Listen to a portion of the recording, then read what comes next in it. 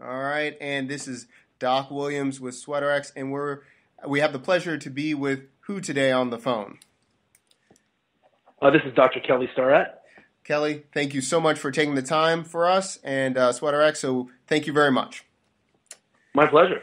So real quick, Kelly, we're going to talk about not only what you're doing with TRX, but also your background as well. So could you tell the audience a little bit about yourself and your expertise? Yeah, I'm a physical therapist and a strength and conditioning coach. My wife and I co-founded San Francisco CrossFit. We're in our 12th year of business. We are now the 21st CrossFit on the planet. And we have spent the better part of a decade really talking about force optimization, human performance, injury prevention, injury resolution. We spend a lot of time trying to talk about how we can improve position, improve mechanics, and we're having a good time. Good times. Now, going back in the early days before Mobility WOD, what was the inspiration to start sharing tips with CrossFit athletes in mobility training? Well, what's interesting, there was a time where I was coming home and I had a physical therapy practice right at the gym. And I said to Juliet one day, I was like, you know what, there are literally only about 10 root problems for most of the mechanical deficiencies we're seeing. And the issue with any good complete movement practice, like Pilates, like yoga, like Strong First, like CrossFit, is that you are going to be confronted by your limitation. You may not have the motor control, you just don't know what you're supposed to do, but a lot of times people physically just can't get into the shapes we're asking them to get in. But meanwhile, we continue to train around those issues. So, one time, I think it was back in 2010, we just decided to make a video, one video a day for a year, to talk about everything we were seeing and see if we could take some of that slack out of the system, because people have become very sophisticated about their training and nutrition, warming up, cooling down, mechanics, but had not become very sophisticated about how to improve their position or even take a crack at fixing problems that showed up in the gym. And these aren't injuries. These are just common workaday problems. Go for a run, you're a little bit stiff, your knee hurts. What do you do about that? Well, most of the time, most of us just waited it out. We just hoped it went away. And we realize now that, that's a good indicator that there's inefficiency in the system. Excellent. And starting out with just trying to help someone, a video a day, what has Mobility WOD really changed into? Like, how could you describe that transformation over the years that you've done it? Well, what's been interesting is when we've been teaching a course for almost 9 years now, 8 or 9 years, and when we started going out into the world and sharing, ideas about improving mechanics, being able to spot the inefficiencies, and then cracking at fixing it, people were not very sophisticated.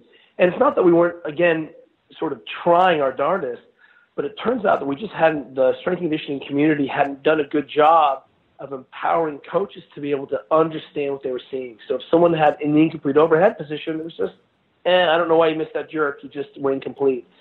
And when we started this, again, it was very low level. There's a lot of low-hanging fruit out there. And if you've ever seen a lacrosse ball at the airport, they sell it like massage stands, that literally started with us. And, if you ever roll on a lacrosse ball, it's because back in, 2007, I had a patient that literally came in and said, hey, Kelly, have you tried this lacrosse ball? This is amazing. And I was like, this is amazing. And our model has always been test, retest, and share. That, once we understand something and test its validity, we had someone else test it out and then shared it. And what we try to do is empower people to be able to take a first crack. And now, fast forward to 2017, what we're seeing is that people have become very sophisticated. They're really good at conjoining the training process with the diagnostic process, which is part and parcel of why we train. It's not just to be fitter and stronger, but to also be able to see our inefficiencies, identify restrictions, find holes in the process so we can go out and be more robust, so we can reclaim our athletic kind of development and birthright. And over the course of, in our 7th year now, we're seeing that people have become very sophisticated. It means allowed us to up our game very much. And then, one of the things that's really great about this community is that, we're really transparent in the work that we do. And we've tested this now on tens of thousands of athletes. And we have models of our, scale models of our process and our methodology in, almost 20,000 locations. And that really allows us to get feedback about what's working the best, what's the best practice. And then again, we put that back out. So as we've seen, it's really about the evolution of talking about position and, an understanding that training is really just a fancy way of testing robustness of positional competency. Excellent. Now, as you've seen different coaches being able to understand what they're seeing more and being able to be more sophisticated with that, what does that do then to the athletes? Do they get to train more efficiently? Do they get to see better results? What happens on that end? Well, the important piece here is to remember that we're not evaluating, your positional competency on did you PR, yes or no? Did you put a pound on, or did you complete the lift 1 or 0? It's understanding that underneath that is a really complicated yet simply process-driven human being biological mechanism.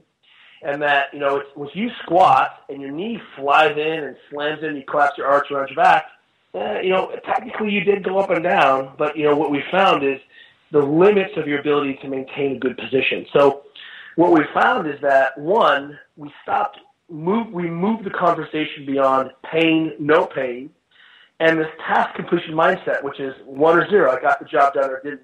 And we made it qualitative, that we helped people understand that process was important, that positions were important. And ultimately, when we put athletes into better positions, we saw that they generated more wattage. In fact, we don't just work with, recreational fitness athletes.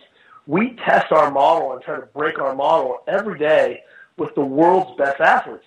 So choose a professional sport, we're there, we work with the team. Choose an elite military unit, we're there.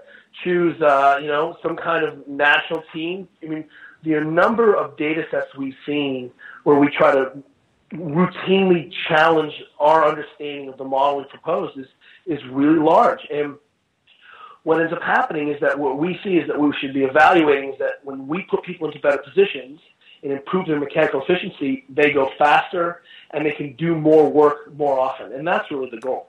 Excellent. Now, taking that methodology, taking that training, how did it start working? How did you guys start working with TRX and coming up with the Duo Trainer and everything like that? One of the great things about the strength and conditioning community is that it's much smaller than people realize. And the director for human performance at TRX is a really, really bright kid named Chris Frankel. And it turns out that his daughter and my daughter are in the same class in elementary school. So I started seeing Chris every day and at school, and we started hanging out a lot more. And, of course, you have to have lived in a cave not to run into a TRX. But my issue with the TRX is that it didn't allow me to do all the things that I could do on a paragymnastics ring.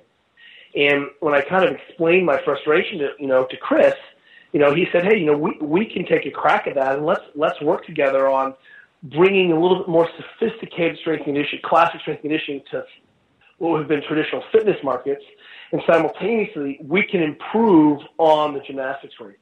And it's difficult to improve on the gymnastics rings, but what we've been able to do is come up with a much more utilitarian, more flexible design that does a lot of things better than gymnastics rings, and we're able to get the gymnastics rings concepts into the hands of fitness athletes. Excellent. Could you mention 2 specific features of the Duo that you just, once you saw it in action, you're like, that's perfect. This would be excellent for my clients or athletes? Well, one of the things that we did with the Duo is that I had a chance to design it from the ground up. We had a chance to, say, hey, what do we need it to do well, and how do we improve upon sort of these 2 worlds of suspension training and simultaneously, gymnastics rings. One of the things that happens is if you work in a gym, one of the things that you'll see is that we've all gone away from quick adjustability in the gymnastics rings to fixed gymnastics rings, and that's for a reason. That's for safety. That no cam buckle turned out to be robust enough for us to handle the impulse loads we were seeing from pull-ups, from the dynamic gymnastics stuff, from muscle-ups. And so what ended up happening was that a lot of our gymnastics rings, what used to be really easily adjusted, suddenly all went high, and they all became at fixed lengths. and which means that a lot of the traditional ring row-like movements, some of the things that we used to get away with on gymnastics rings, ended up kind of going out the door a little bit to our lower level athletes because the gymnastics rings were suddenly high. And what we came up with the TRX is the first thing I said is, hey, I want to get these rings, I want to get our duo handles back into quick adjustability, because we do a lot of work near the floor. We do a lot of work, in hanging. We do a lot of work, even at the dip level, and quickly being able to adjust the height, is a big deal. And we nailed the suspension adjustment in the duo handles. It's so easy to now be putting back in this sophisticated flavor that we used to have, but had to go away from because our gymnastics rings were slipping.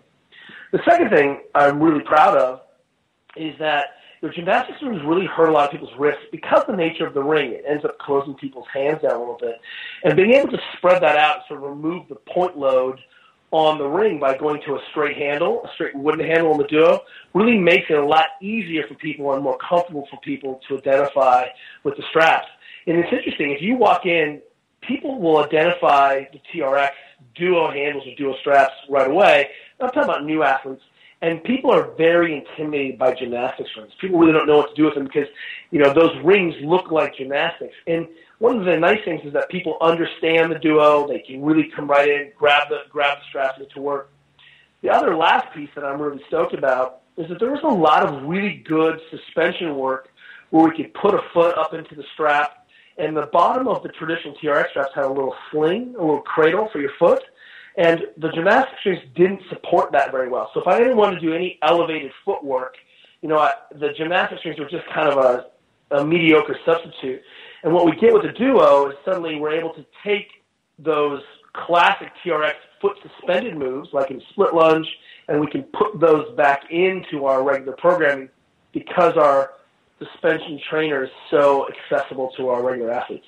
Excellent. Yeah. I got to mess around with them over the weekend, and I was heading to the gym, couldn't make it there, so I just pulled across the street, was working out at just a jungle gym, and the first thing that I loved about the two different colors and how concise it is, just to make it automatic the same length. It was awesome. Yeah, and I'll tell you what, one of the things that we saw was that, anytime you get people off of a fixed object, so you get off of a barbell and you grab dumbbells, we're able to expose a lot of motor control and stability problems that people can't generate the stabilization at the hip or the shoulder as effectively. This is why we do single leg training. This is why we do dumbbell training, why we believe in gymnastics ring training. And what's nice about the duo is that it quickly allows us to have access to that, which means that we can add an element of stabilization and an element of complexity in very simple movements. But sometimes the original TRX straps, weren't necessarily the best designed to highlight that rotational stability, competency. And what ends up happening is that people often default and use the strap as a support. And as you're seeing with, classic gymnastics rings or in our duo position, there's no place to hide. You can't use the strap.